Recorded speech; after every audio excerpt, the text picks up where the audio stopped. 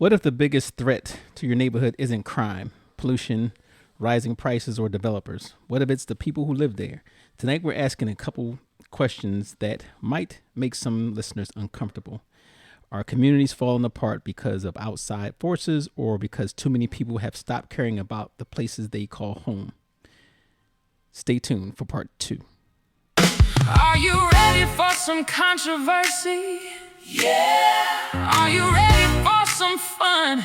Yeah. Yeah. Are you ready for some laughs? Yeah. Let's get unfiltered with Cycle 4081.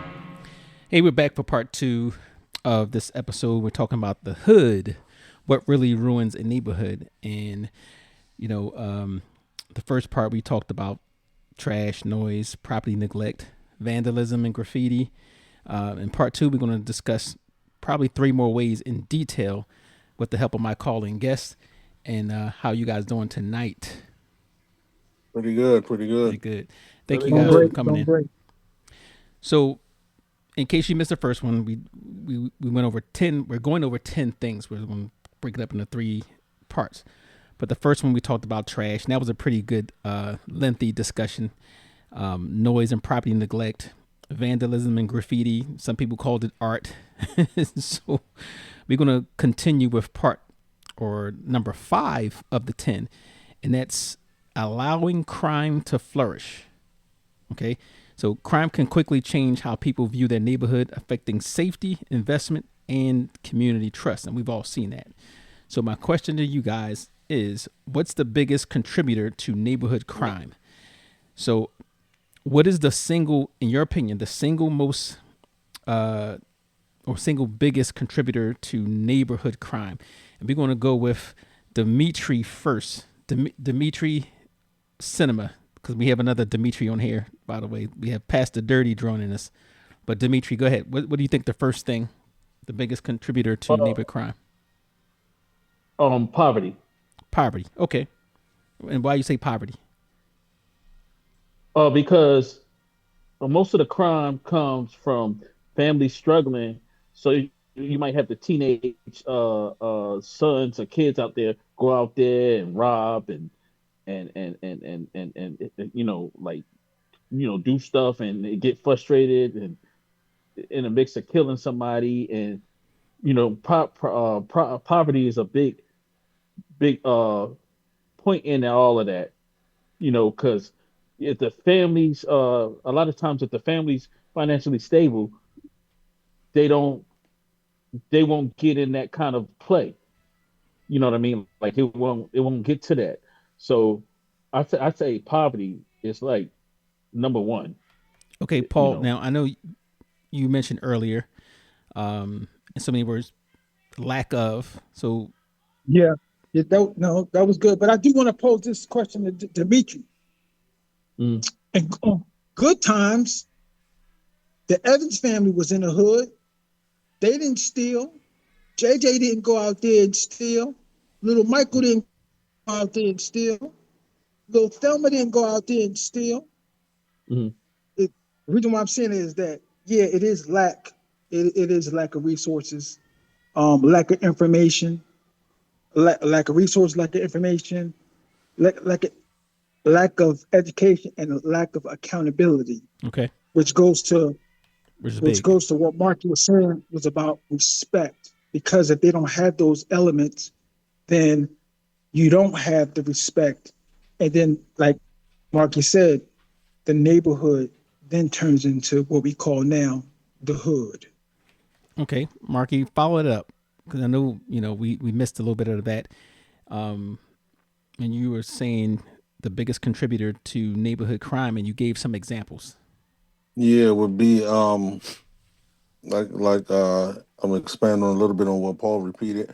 What I said, taking the neighbor out of neighborhood, making it a hood, which is a dark place, which is a place where we used to be neighbor friendly, neighbor friendly. You would help the elderly down the street, help them with bags, stop cursing, smoking, drinking when they're walking by, part the street when they're going by, ask them, do they need any help? Quiet down when they walk by. We don't have that anymore. We would clean up out, you have somebody yell out, pick that up, or don't throw trash on the ground. You pick it up in your neighborhood, and we would go, and if we spray painted or possibly put some of that art down, we did it in somebody else's neighborhood. So yeah, I would say just the like you said, the lack of respect and taking the neighbor out of the neighborhood, and then you don't have it's not a family atmosphere anymore. Used to be a lot of families in this house or this apartment. Every area was family filled, but you don't have that anymore. That's what's missing. So it's every person for themselves. Okay, and I know Dimitri said poverty. Now, does poverty cause crime? And I know Paul gave examples of why it does not. So does poverty cause crime, or is that simply what people use as a form of oversimplification of the problem? In time, I think. Okay, I'm Oh gonna no, talk go about ahead. this. No, you got it. I think in certain cases it does. Hmm. When your back is against the wall and you don't have any other way, well, you don't see any other way. That can cause something. You can be going through something at your house. You know what pressure you have on inside the house, and you don't have it to bring home and take care of your family and yourself. So in that situation, poverty can cause crime.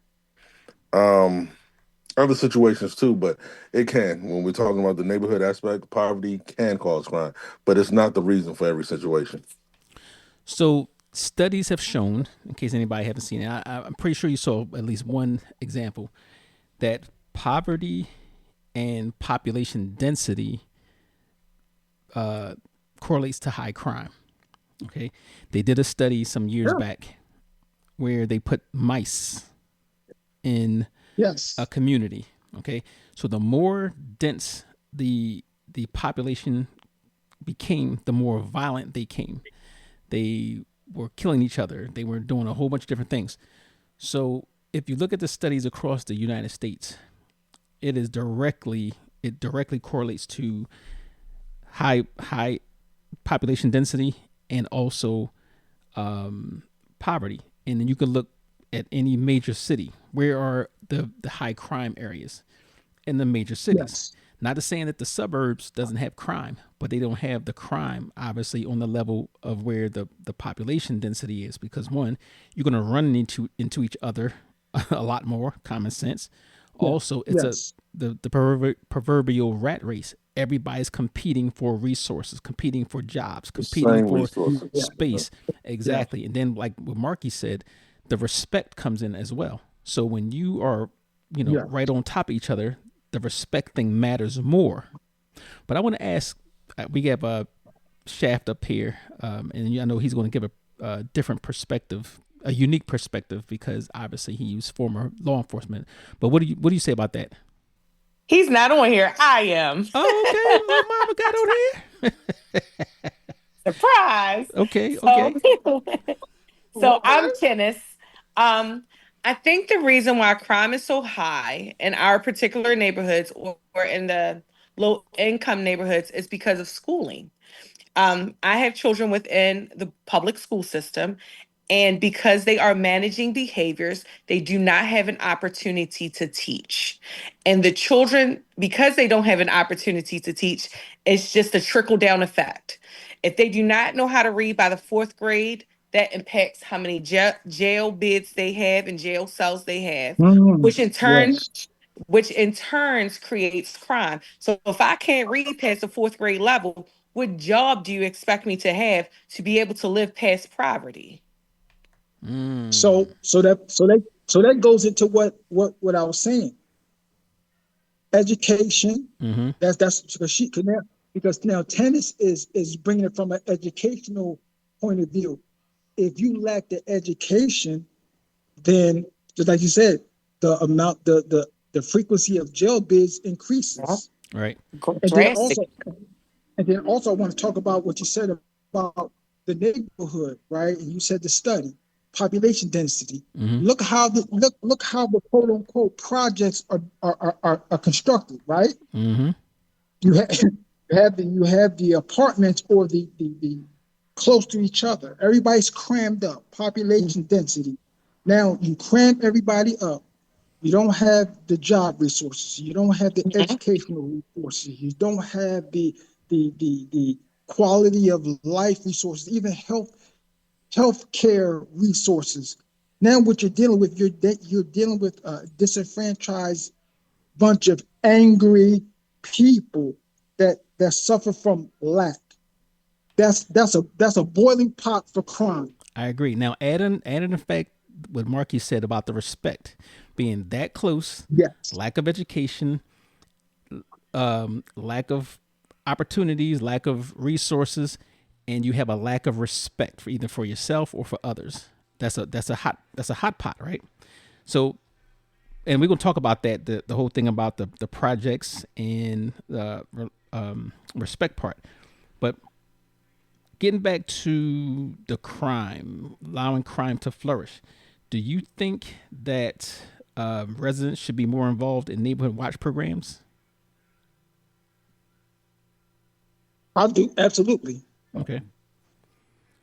Well, studies have shown when in neighborhoods that have a neighborhood watch or we call citizens on patrol groups, crime is significantly lower.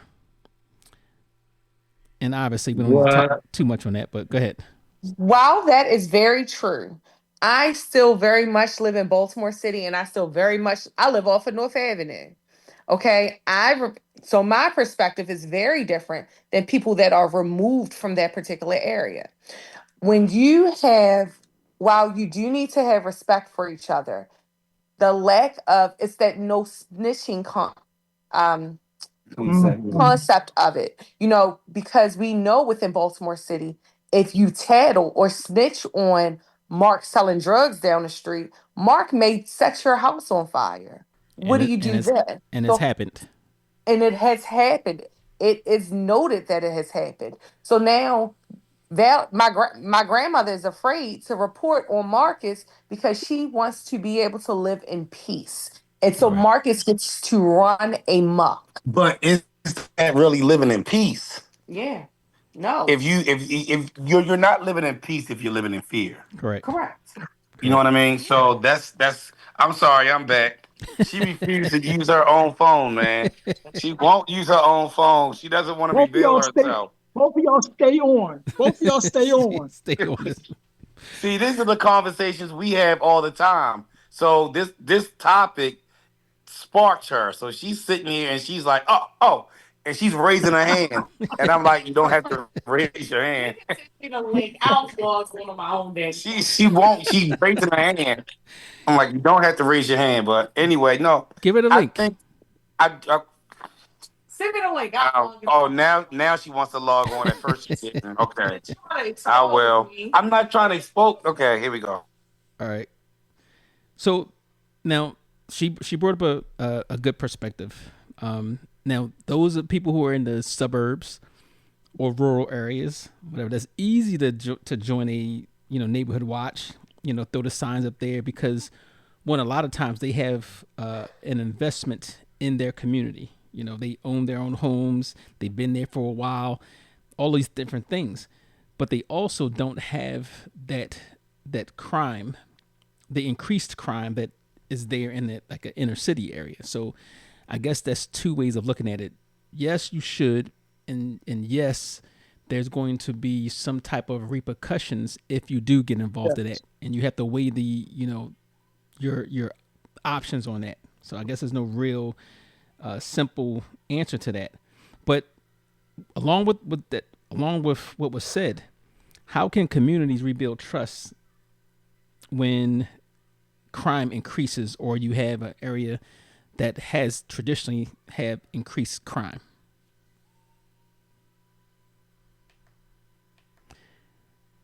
Who's going to who? That's a tough question right It is. there. It is a I tough agree. question. So What's the question? One And more. Say it again, Brian.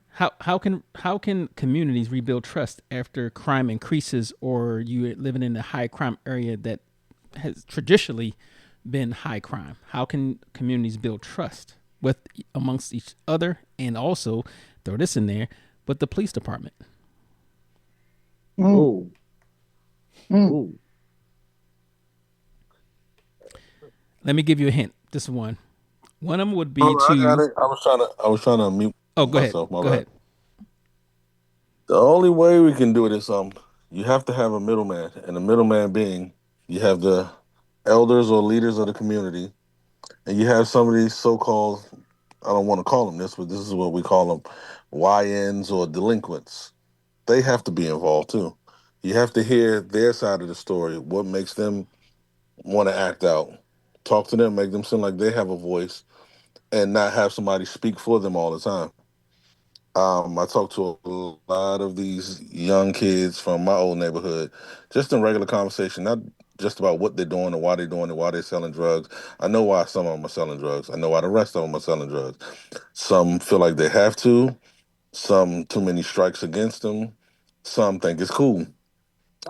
So I think in short, it has to be all three entities that are doing this. You have to have the leaders of the community. You have to have these people that the the people that are causing the crime, and then you have to have whatever politician people who are sitting in the seats of these in the city or your ward. We have wards in DC. People that are like your ward leaders, council members. They have to all be involved. You can't. I can't have somebody in the suit speaking for me that hasn't been where I'm at or so far removed from where I am. So The you need bottom to line, I have. think the bottom line, I Go ahead. think the bottom line is that all entities have to want the same thing, Mm-hmm. because here's the thing, because the elders may want one thing, the YNs may want one thing, but the law enforcement may want something different. Or I mean, you can flip it around. You can, however scenario you want. All three entities or whoever's involved collectively have to want the same thing. Now they may all have different opinions on how to go about getting it, but that can be worked out as But how do long you as. get them to align?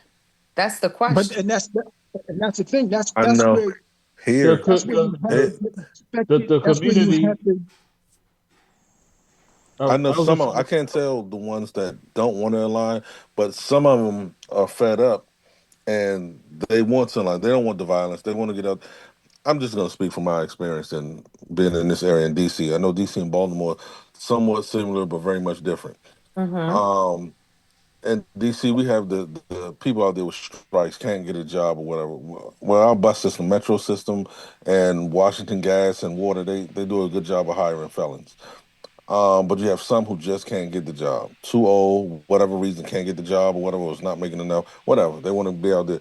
They want to make money and they don't want the violence. They don't need the violence. You have these it's two separate conversations with these kids. You got some that's just about violence that's not making money. You got some that's out here making money, doing the wrong thing, breaking the law, but don't want the violence. But you do have you do have some in the community, like the older guys that some of the young guys will listen to because they send them on these crazy missions. So they'll listen to them to go on these drills, and they'll listen to them to sit down and talk too. So, like I said, it starts with the conversation, talking to the older guys who want better. That's the only way you can do it, and it has to be a community. We used to have police walking down the street. We knew which police officer was going to jump out that van. We knew which police officers was going to give you a wooden shampoo if you talk smart to them. We knew which police officers was going to come around and let you pet the horse, maybe ride on the horse. We knew who was coming around, which days they were coming around. Who was going? We knew who was on the bikes. We knew who was going to walk through the alleys. It's comfortability. It's um it's just knowledge of who's around you, and that and they were a part of the community. They would walk down on when we had cookouts, not cookouts. What do you call them? Block Block parties. parties. Mm-hmm. And they would come through. You give them food. It wasn't oh you talking to the cops, man. You can't. It was none of that. We knew they were doing their job, and you doing their job. Their job, your job. Your job is to try to get your money any way you can. Their job is to catch you, but without the violence. And it was a respect thing there. So it goes back to that community and conversations. You have to have conversations. At least try. Don't tell them what to do. Talk to them and try to persuade them and let them know where they're headed. Don't talk to them. Talk with them. Okay. That's what I I get think from a lot of them. I absolutely agree with that. I think part of the issue is I really believe that we have to start in elementary school with even remember back in the well here we used to have, what is it, McGruff the crime dog and Yeah, officer friendly yeah. and those things, because unfortunately when children starting as young as 4 and 5, when they're running into the police, they are running into the police when they are locking up their brothers and siblings and people within the Yeah. neighborhood. They With aren't anger. having good Yeah. interactions with them. You have to start in elementary school, have the officers, even retired officers, if they choose to, come in and read to the kids. You have to build Me in it. your face. You have to. Don't put me in that. Shut They Hey, up. gonna die for the leave us time to be retired ones out. God darn it. the, Get the yourself, retired police But not hold on, gonna Brian. bring. But I'm just Brian, saying, you have to get start yourself with back in that school. what I'm saying is the young lady is right. She's you right. I'm have to sorry. start with those young children, because if you start with the younger children and you build up a rapport, it helps them as they get older.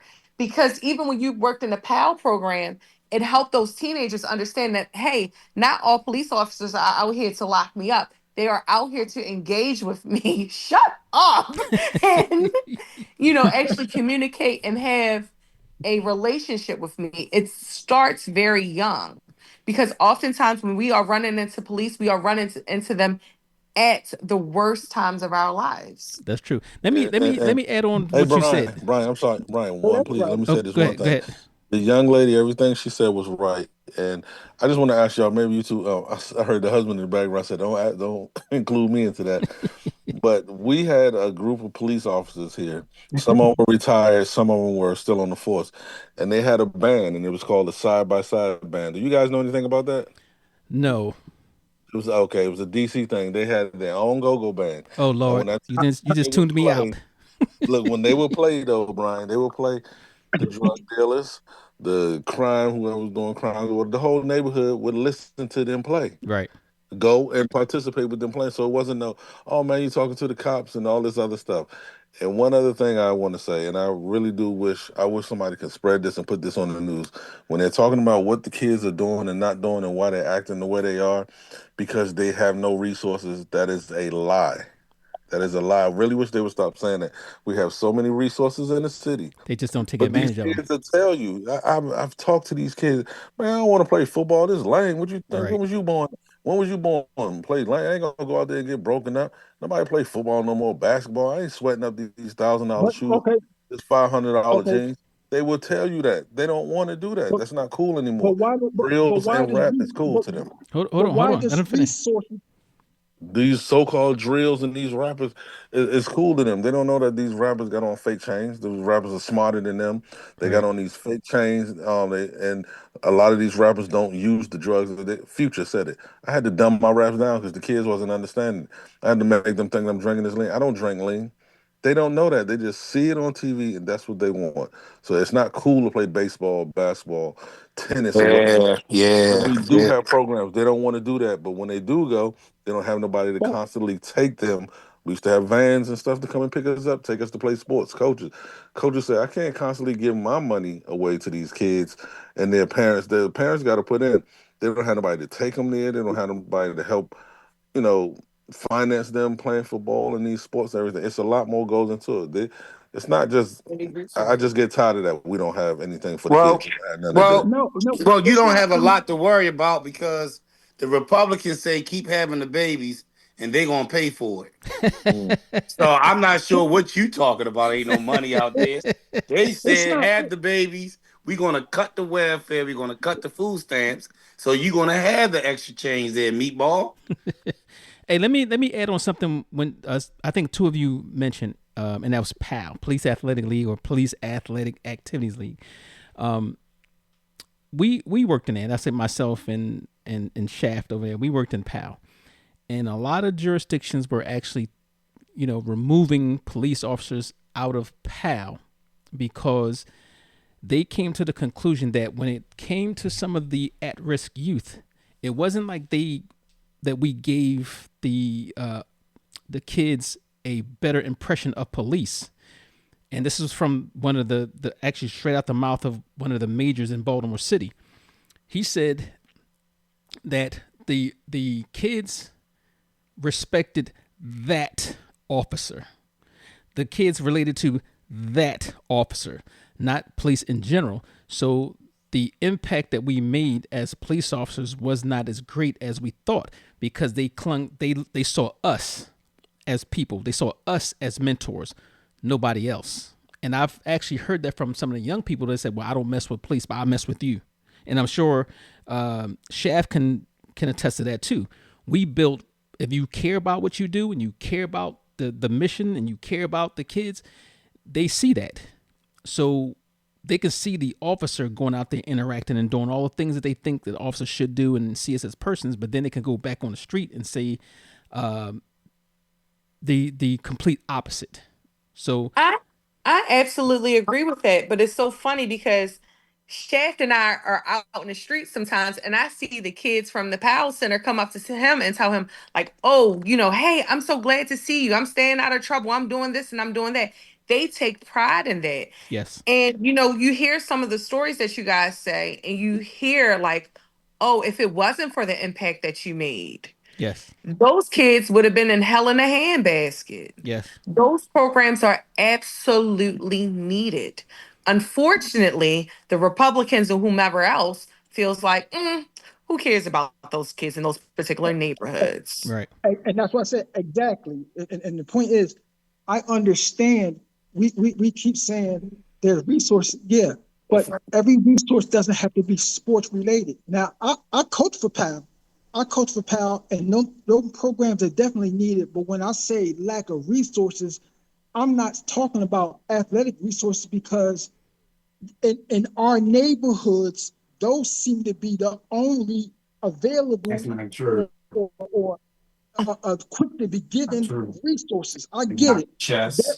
They're always going to provide resources for us to play basketball, for us to play football, for us to do that. But Absolutely. are they going to provide the other resources that other kids have? I love that we have those resources. I do.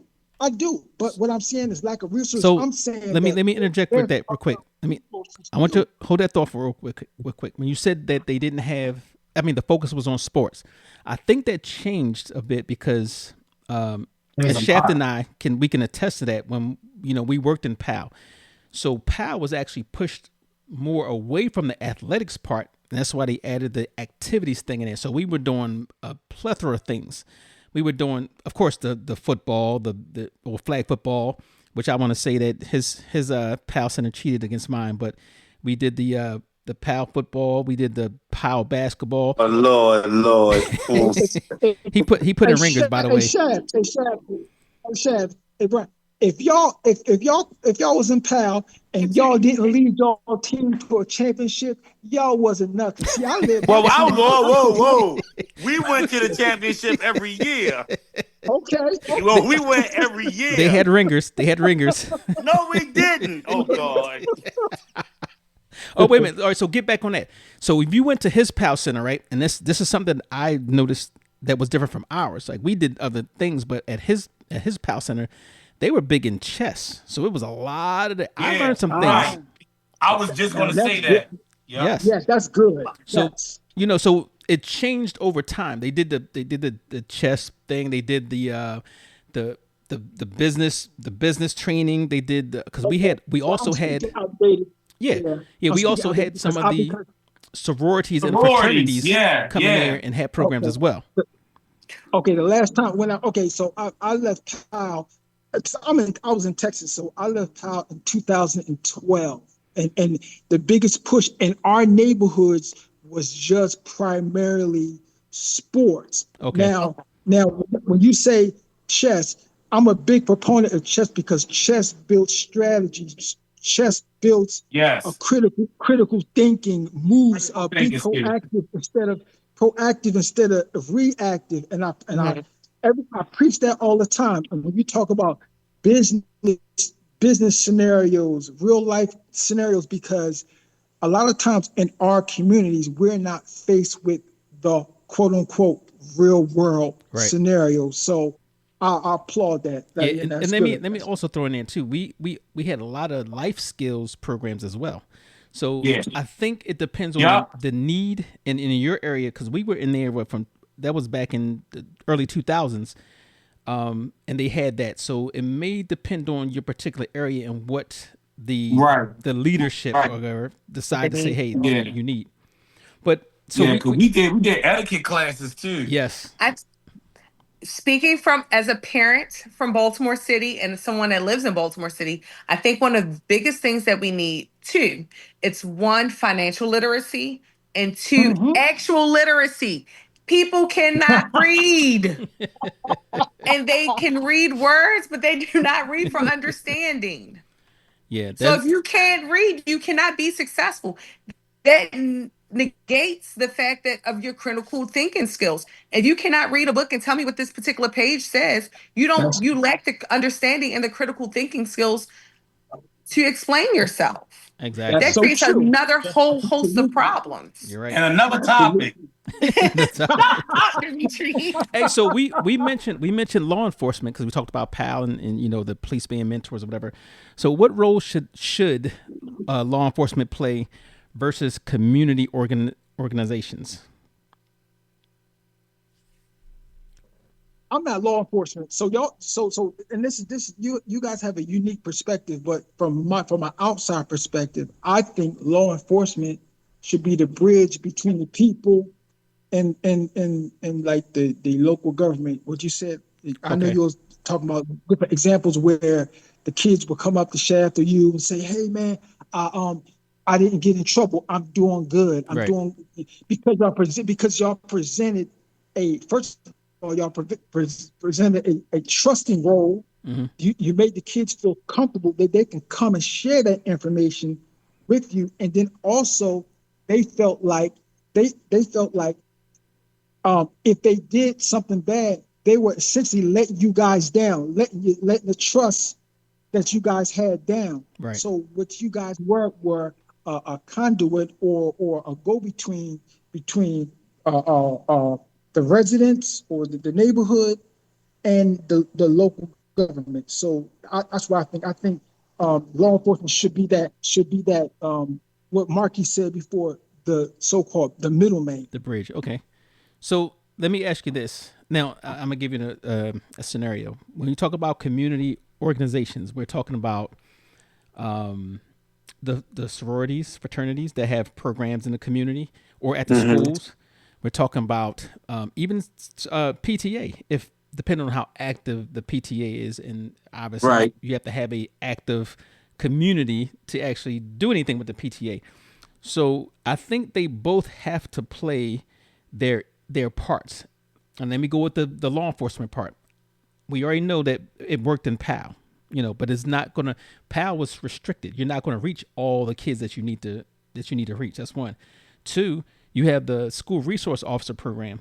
So I think having the officers in the school actually helps a bit because again they get the have those conversations and be active with kids.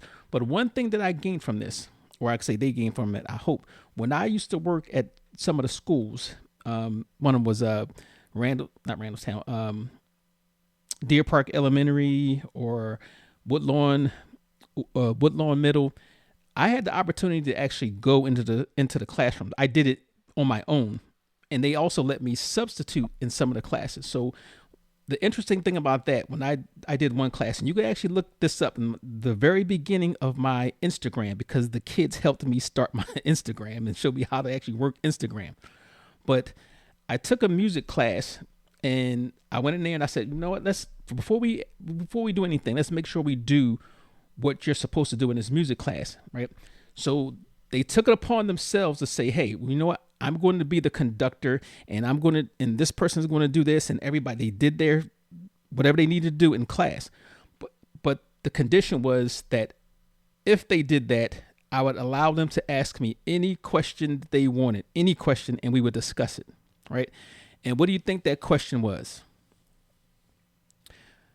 Why do police officers kill black people? I knew it. I knew you was gonna say that. Yes. I knew you. Wow. So Because it's Wow. easy. yeah. I knew you.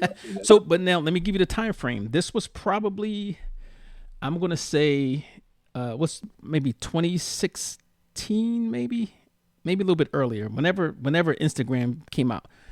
So I think there was a few newsworthy incidents that happened involving black people getting killed by the police. But I learned that was my opportunity to actually sit down there and have a captive audience and tell them all the things, the different perspectives of why things happen. And I think they got an appreciation for the law, not law enforcement officers so much, but the law, why they do certain things, and for themselves to look at the risk versus reward. And those are life skills, even though it was only maybe a couple classes, but those were life skills that they needed. And I think as professionals, law enforcement, doctors, lawyers, everybody should have the opportunity to come inside of a school and contribute their life experiences, and that so they can relate to it. And I think that's where that comes in. Somebody want to chime in? I heard him. No? Okay. What? Oh, whoa. I missed the last part of what you said. Having the professionals come in and share their life experiences, their knowledge, their perspective with kids in school, so it kind of gives them an idea of how things really work, so they can relate to it. I agree with that. When I was in high school at Walbrook, so many moons ago, we had a police officer. Yeah, Walbrook's closed. He's damn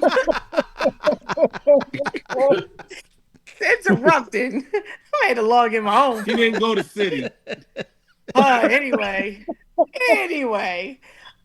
we had a police officer who taught the law academy there, and I do think it made a great impact on us. And it absolutely helps curve your view on police officers within the city, because you could ask them those questions, and you got to hang out with Officer Brooks, and this is who he is, and he's an everyday black male. So he looks like us. He's teaching in our schools. And now we get to know that, hey, every police officer isn't out here to lock up my damn daddy. I agree 100%. 100%. And I'm going to add on to that and say that having the opportunity to do that, kids are the funniest characters. They will tell on everybody. You go into an elementary school, kindergarten through fourth grade, they're telling on their older brothers, sisters, mothers. Absolutely. it is freaking hilarious. You better not do nothing around them you don't want them to repeat. Exactly. I really enjoyed that. But I think they need to introduce more professionals. And I think overall that's a lasting effect on them. But let me go back to something that one of you said something about the projects, people living on top of each other and stuff like that. I did. Paul did. Okay. About the construction. So number 6, and this is like what really ruins a neighborhood. Number 6, failure to respect shared spaces. Okay. Parks, recreation centers, public facilities, they belong to everybody. When they're abused, the entire community loses. Now, very much so when it comes to housing.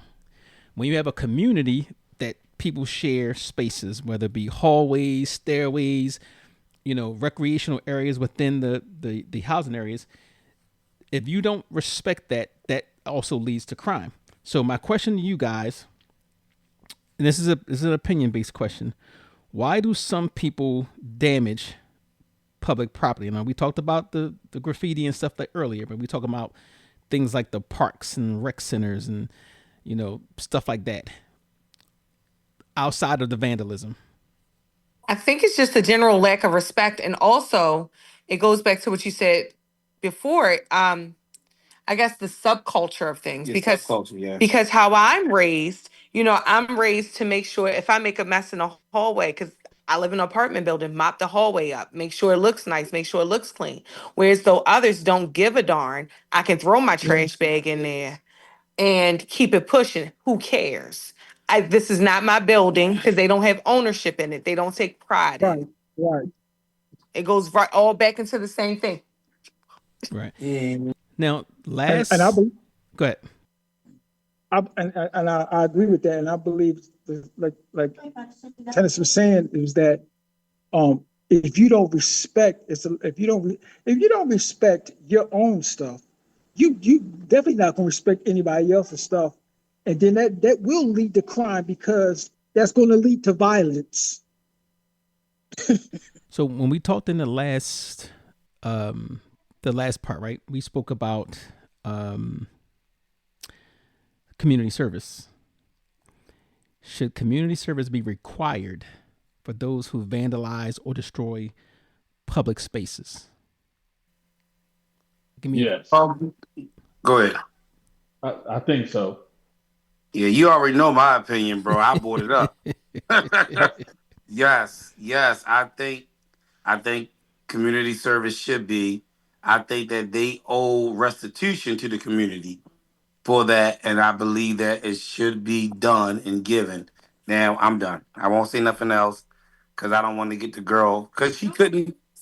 I'm sorry, she couldn't get on because she doesn't have Zoom on her phone, so she's still on my phone. So when she chime in, it's not me changing my voice to a female's. Okay, that's all. well, they won't know. The whoever's listening won't know. But all right, so just to move away from that just a little bit. Now, we talked about the community service. You think residents are more likely to respect the spaces that they helped create? If I had to vote, I would say if they created it, I say yes. Okay. So, and think about like a community park. If they all came out there and they had a hand in tilling it, putting grass seeds down, putting, whatever it is that they would like in the park, do you think they would have more? I think they would. And I think organizations like Neighbor Space actually reinforce that. So I think, is my opinion, that that's what they really need to do is actually get a lot of the residents involved in some of these things, and not only that, but you might save a couple dollars with the free labor. You know. Yeah. I think you're absolutely right. With anything, when people have skin in the game, when they are invested, they are more likely to take care of whatever it is. So if I'm invested in within, I help build this particular park, this is the swing that I hung. I have skin in the game. I take pride in this. I want to see it continually be nice and keep it up. Okay. But if I have nothing to do with it and I have no ownership within this particular neighborhood, there's no skin in the game for me. I don't give a flying fart. Right. Hey, this is unfiltered, so you can say however you want to say it. Oh, cool. I don't give a flying fuck That's because right. That's right. because I don't have any skin in the game. Who cares what you think? Who cares what you see? Right. I can do what I want. Now you mentioned something, and I think a couple of you mentioned something. Think about when you were growing up or wherever you live now. Mhm. How important are parks to neighborhood health? It's extremely important. I actually wrote my city council person about not having a park in my neighborhood. I live in an apartment building.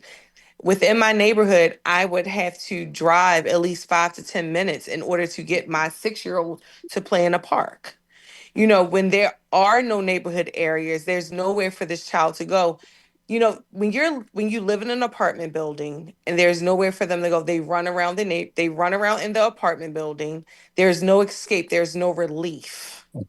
Mm, And children need those things. right. It goes back to resources. One of the They things need that an ass whooping. yeah, Shut up. one of the things that I actually thought about some years ago, when in certain areas there's a you ruffle feathers when you build these communities, these residential neighborhoods, new ones, and Hmm. already the parks and rec centers and stuff like that are overwhelmed, right? I thought it would be a good idea to require that any residential area that you build, and we talk about these housing areas, that it automatically comes with some type of recreational area as that's mandatory. Because of what you said, it's only fair that Hmm. when you build it and you bring in more people and you bringing in the density starts getting thicker, that you have your own, so you don't have to go over to, let's say, somebody else's community and have to deal with other people who feel like you're Yeah. infringing on their Ah, right. Because we're a yeah. particular neighborhood. Also. Yeah. Yeah. Oh, yeah, yeah, yeah. I concur with that because I mean, Psycho, you and I both worked at Queen Anne's, and we Yes. see. You think about Halloween, and all of those city people coming into that community because they don't have the same things in their community. Right. Now, you wasn't there last year. Last year, no, you wasn't there the past 2 years. No, I think I was No, there the year the year before. before that. No, you were there 3 years ago, Glass. You sure? 3 years. When they was Nope, throwing they because I was remember. when they was Nope, throwing nope, candy, nope. Last year was the candy that felt like bullets. I was there.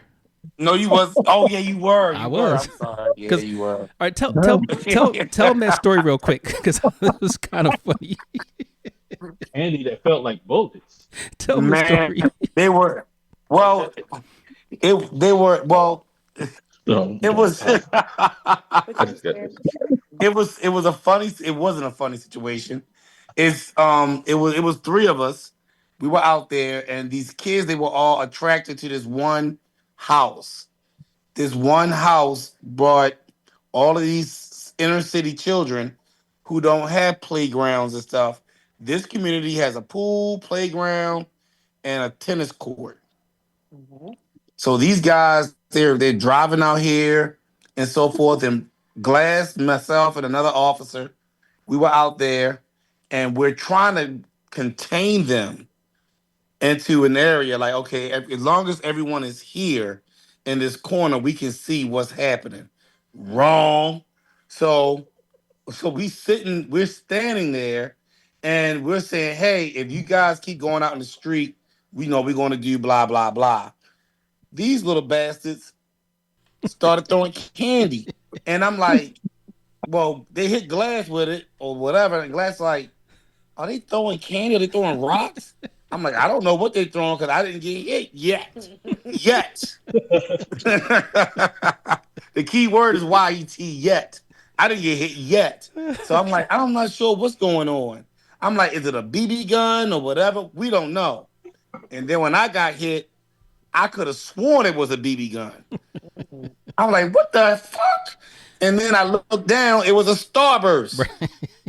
So I mean, it was that because they were throwing it, but it was dark. Right. It was dark outside, and in certain areas they were standing, there wasn't a lamp post. So we like, what the hell? What the hell? I had to call my buddy, who's the assistant commander of the district, like, yo, because we called 911 twice, did we not? Yes, that's facts. No one came out. I said, y'all better send somebody because somebody gonna get shot.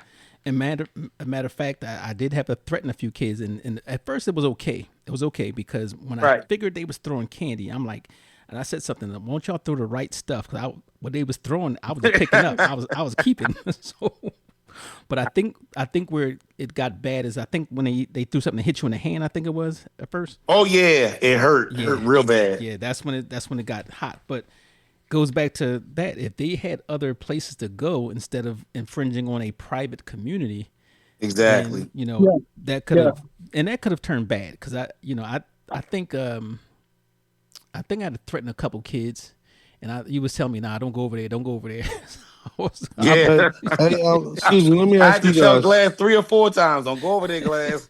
Let me ask you guys this: do y'all have So here they do the same thing. They go to the affluent neighborhoods and get the candy because they know that's where the candy is going to be. It's not going to be in your own neighborhood. But do y'all have stuff like what the mall gives out candy and something called trunk or Yeah. treat? Like people Yes, Not will open up their anymore. trunk. we Okay, no, I we wonder. we do. We actually because let me tell you, Oh, okay. we did trunk or treat, and it was in different places. Matter of fact, we had one at the police substation. They had it not trunk or treat at the mall, but when a lot of kids went to the mall to pick up candy, and in my own community we had trunk or treat, right?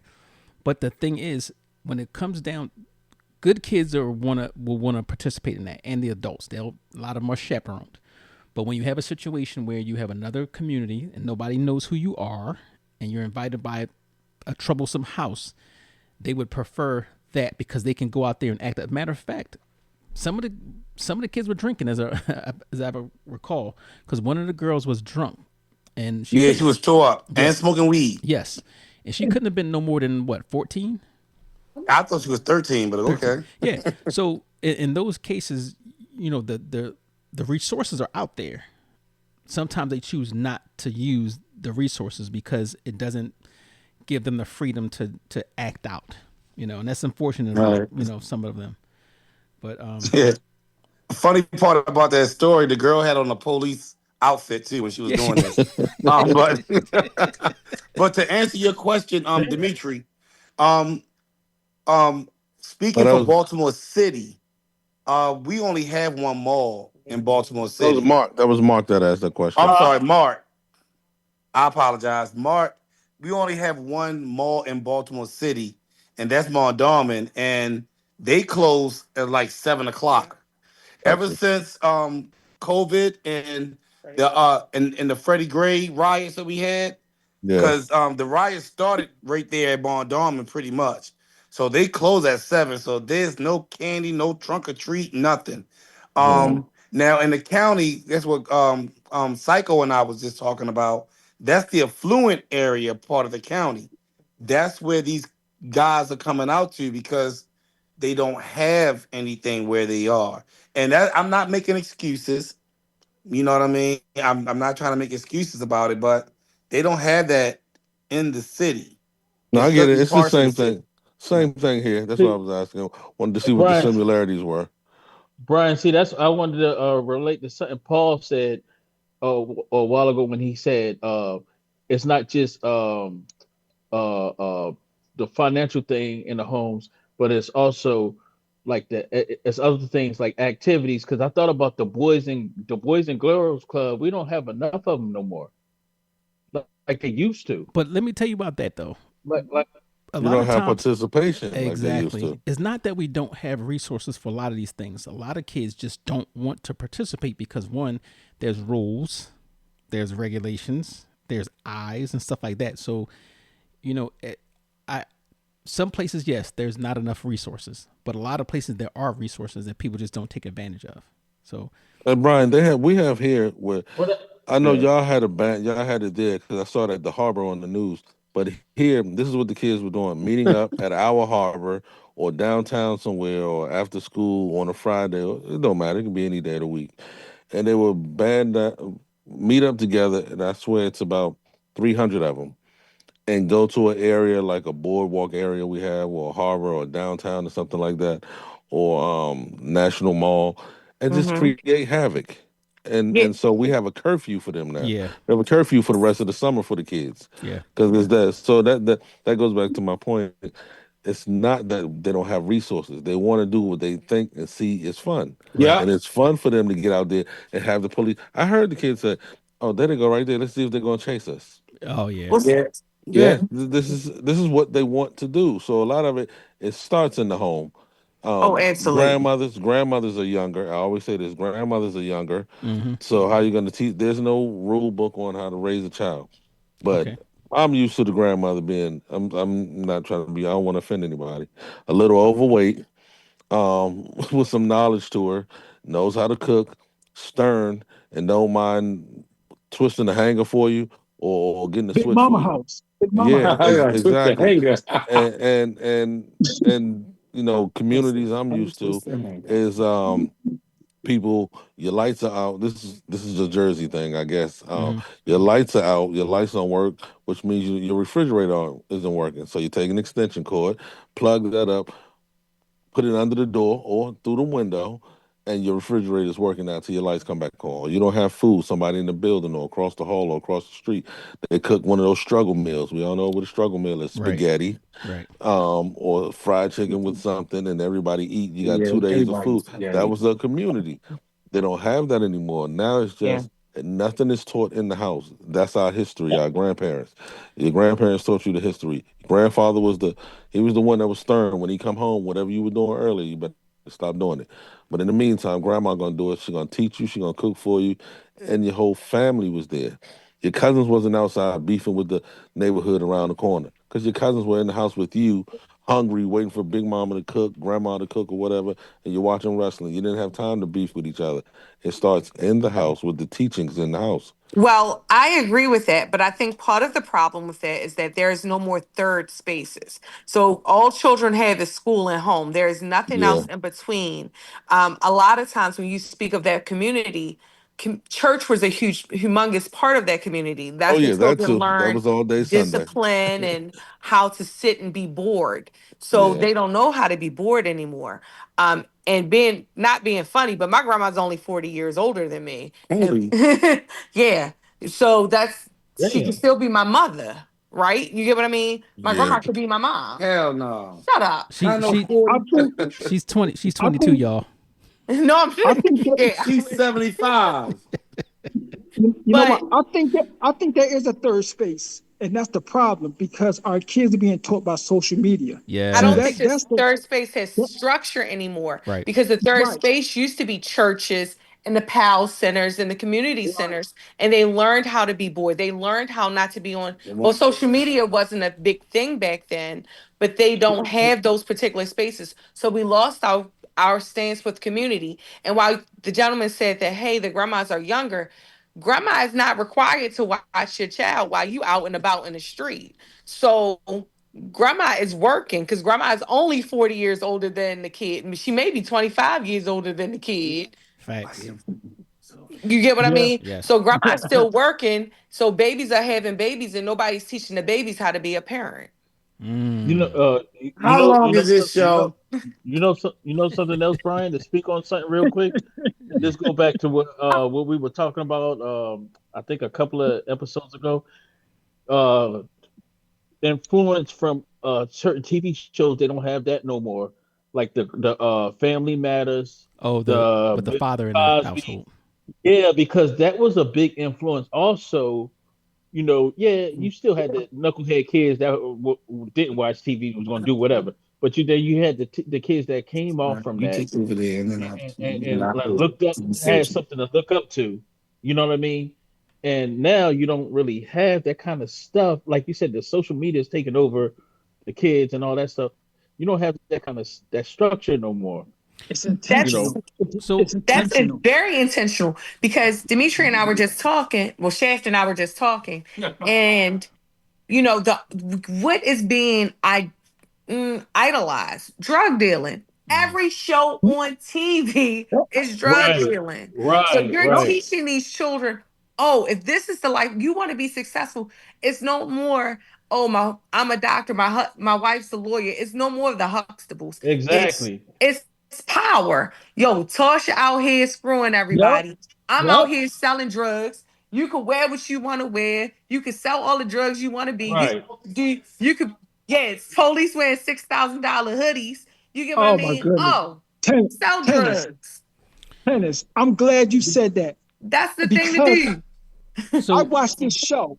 I watched this show on Netflix. Is it called Nemesis? It's terrible. No, Beauty in Black, right? Oh, if niggas own slaves, got you. Oh my! When I tell you, I said, this shit ain't right. I said this shit ain't. And I'm gonna tell you because I said we shouldn't. I said we shouldn't even be making this type stuff. But everybody watch it, and that's what they do. Yeah. all right. I So I not Hey, to get the not to bag. not to go off on our shared space part. So, I'm sorry. I'm sorry. I got no, riled up. hey, I'm sorry. I call it if niggas own slaves. That's what I call it. I mean, but this is unfiltered. You had to bleep that part out. I ain't bleeping out nothing. So, but I noticed some of you guys when you was talking, you said you mentioned different things. You mentioned school, you mentioned the PAL centers, you mentioned church, stuff like that. So, number 7 of what really ruins a neighborhood was not participating in community efforts. So, and it basically goes down like this: neighborhoods thrive when residents become stakeholders instead of spectators. When we talk about owning things and going in there contributing, putting your efforts toward it, and you respect it more. So my question is, do people have a responsibility to participate in their communities? That's the key word. Do they have a responsibility to participate in their communities? And we're gonna go with the Shaft couple up there. Oh, she in the bathroom. So check this out. Do we have a responsibility? I think if you are a productive member of society, I believe in that whole concept of paying it forward. If you were able to get something out of life, something out of school, if you were able to learn something, I think it's our responsibility to pass it on. Whether they accept it or not, it's like what the scripture says. The Bible says about, planting your seed in different soil. And eventually you're gonna plant that seed somewhere, well, in a good soil where someone is going to take it and run with it. Of course, you're going to throw it on thorny ground and stony ground, and it's not going to grow. So, as far as responsibility, I think so. Yes, we do. We Okay. owe it to our community. If you want a thriving community, yes. Yes. Okay. Okay. So let me ask you something. Why do you think so many residents avoid community meetings? And that's your first step in actually getting involved. Why do they Well, I, avoid that? well, first, what I want to say is, depending on the household and whether you have a two-parent household or not, and depending on the financial structure, you have multiple reasons. One reason would be some parents are working two jobs. Mm, So if you're working 7 to 3:30 or 4 o'clock, and then you have to come home, change your clothes, and work at Burger King for 4 hours. So from 5 to 9, most of these meetings take place between 6, 7, 8, right. Right. and some of those families are at work. Then you have that other portion of the family. I mean, of some of the neighborhoods that probably just don't care, Right. and you have that. Then you have those that they don't know. Now around my neighborhood, even if you don't have social media, they still put up signs, Right. and there's a sign saying, "Hey, there's a community meeting here." Blah blah blah blah. So they still do that, but you have those people who don't know. And if you are, let's say, if you're elderly, you don't have access to social media because most of them don't. And then if you like, or if you don't drive, you're not walking anywhere, and you just don't pay attention to the sign, you're just not looking. So I do believe that there are multiple reasons. Those that can go will go, Hmm. and that's a blessing all within itself. But I mean, there's just some people that just don't care, and some people that just can't do it. You know what My we opinion. did in my community? What I started, knowing we our meetings were at 7 o'clock, and thinking about what you just said. People were getting off of work, they had to make dinner, da da da. So I said, you know what? What if we actually had dinner at the meetings, and we had the money? You know. So Right. when we did that, and it didn't last long because it was a logistics issue, not really a money thing or whatever.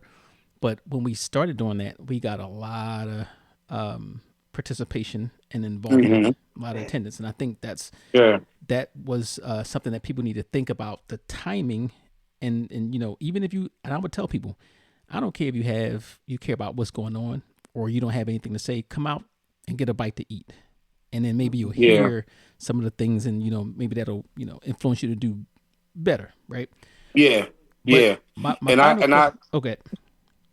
no, I was just gonna say that. And sometimes you have to let people know, no matter how minute you may believe that your ideas are, it's always good to cross ideas. Like what you just said about the come out here and eat.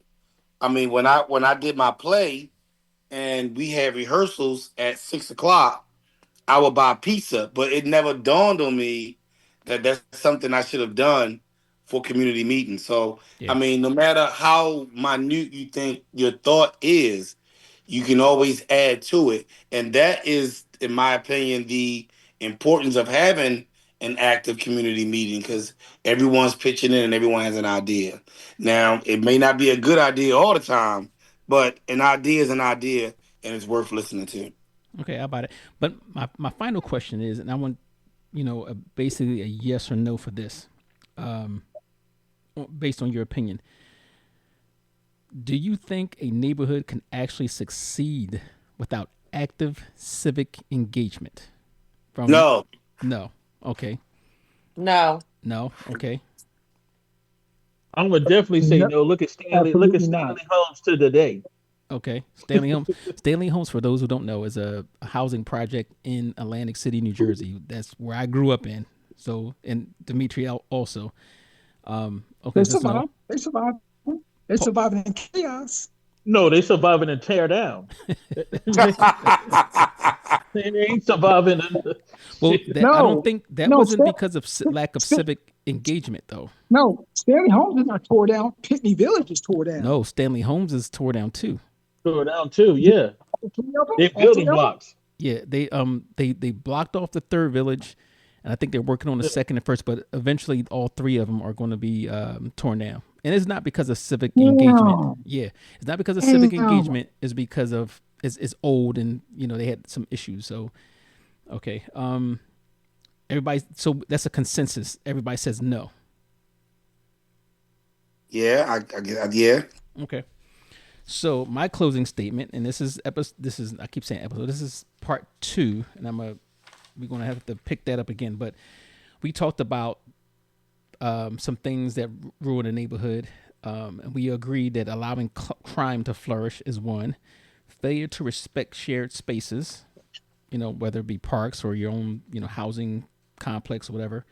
Not participating in community efforts. And that was the third. So that's actually 7 out of the 10. So when we get to part 3, we're gonna go with the last 3 things that ruin the neighborhood. But I want to thank you guys for chiming in, because this was a really good conversation, very engaging. I need a word of the day.